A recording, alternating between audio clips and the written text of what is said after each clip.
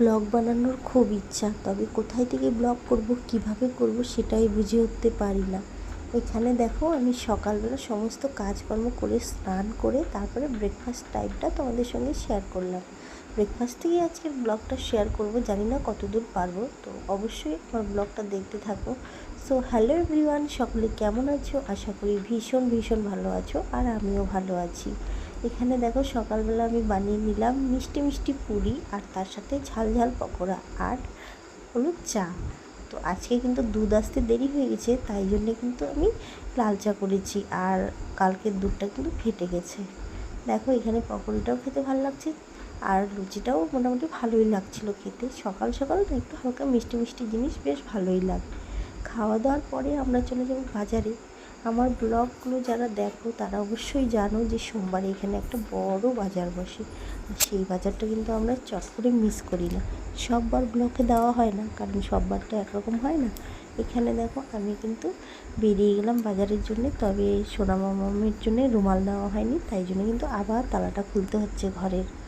সময় বাসন মাজা, কাপড় কাচা, এরকম ব্লগ দিতে কিন্তু আর ভালো লাগে না। আর নতুন নতুন ব্লগ, আমি তো বাইরে থাকি আর বরমশাই ডিউটি করে, সেই হিসাবে কিন্তু আমার কোথাওই যাওয়া হয় না, কারণ গেলে শুধু বরের সঙ্গেই যেতে পারি। আর বাড়িতে থাকলে তো কখনও কোথাও চলে যেতাম কারোর বাড়িতে, কোনো ব্যাপার ছিল না, তোমাদের সঙ্গে সব কিছু শেয়ার করতাম। যাই হোক, বকবক করতে করতে আমি কিন্তু চলে আসলাম বাজারে, আর সোনা মামামের পাপা গেছি এটিএমে টাকা তুলতে, আর ততক্ষণে কিন্তু আমরা একটু ছায়াতে দাঁড়িয়ে আছি। আর দেখো এখানে বাজার কিন্তু আজকে ভালো করে লাগেনি, কারণ এখন কিন্তু অনেকটাই সকাল সকাল, প্রায় 9টা সাড়ে 9টা বাজে। একটু পরে খুব ভালো করে, আর সারাদিন প্রায় বাজারটা থাকে, খুব খুব রোদ।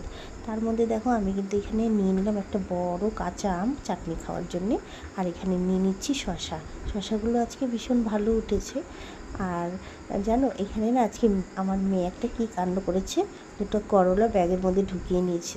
ঢুকানোর সময় কিন্তু আমি দেখতে পাইনি, বাড়িতে গিয়ে যখন ঢাললাম তখন কিন্তু দেখতে পেয়েছি। আর এই যে আমরা কিন্তু বাজার থেকে চলে আসছি, আর মেয়ে কিন্তু এখন কিছু একটা নিয়ে খেলছিল। ওই যে জল খেলতেও এত ভালোবাসে, কী আর বলবো।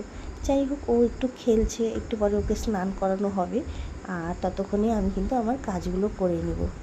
বড়মশাই এখানে ডাব নিয়ে আসছে দুটো, তো একটা ডাব কেটে নিচ্ছে, ডাব না বলতে গেলে নারকেলই হয়ে গেছে। আমি কি রান্না করবো বুঝতে পারছিলাম না, তারপরে এই যে সজনাগুলি বের করলাম। সজনা দিয়ে সর্ষের চচ্চড়ি এবার একদিনও খাওয়া হয়নি, দেখা যাক আজকে কেমন লাগে। আর এখানে দেখো একটা ডাব আমরা খেয়ে নিলাম, আরেকটা কিন্তু বেঁচে আছে। আর সমস্ত সবজিগুলো কিন্তু আমি ঢেলে দিলাম, দিয়ে যেটা যেটা লাগবে সেটা বের করে নিলাম। তারপরে দেখো আমার কিন্তু রান্নাবান্না কমপ্লিট, সেটা তোমাদের সঙ্গে শেয়ার করতে পারলাম না। এখন কিন্তু ভীষণ খিদে পেয়েছে, আর বসে গেলাম খেতে। এই যে দেখো এখানে কিন্তু কালকের একটু চিকেন বেঁচে আছে, আর এই যে সজনা চচ্চড়ি করেছি সর্ষে দিয়ে, আর স্যালাড কেটে নিয়েছি। বাজার থেকে আসার পরে রোদের মধ্যে আর বিশেষ কিছু রান্না করার ইচ্ছা হলো না। আর মেয়ের জন্য কিন্তু এখানে ডাল সিদ্ধ করা হয়েছে, কারণ ওকে ডালটা সিদ্ধ দিয়ে যদি খাওয়াই তাহলে একটু মানে ভালো খায়, আর এমনিতে না খেতে চায় না। আর এখন যদিও ডাল সিদ্ধ দিয়ে ওকে খাওয়ানো হয়নি, ওকে কলা দিয়ে ভাত মেখে একটু খাইয়ে দিলাম। এই যে ভাত বাড়ার কাজটা কিন্তু বড়মশাইয়ের বেশিরভাগ থাকে, আলু সিদ্ধ মাখা এই জিনিসগুলো ও করে, আমারও ভীষণ ভালো লাগে। যাই হোক, এখানে কিন্তু আমরা দুজনে বসে গেলাম খেতে, আর খেতে খেতে একটু গল্প করে নিচ্ছিলাম।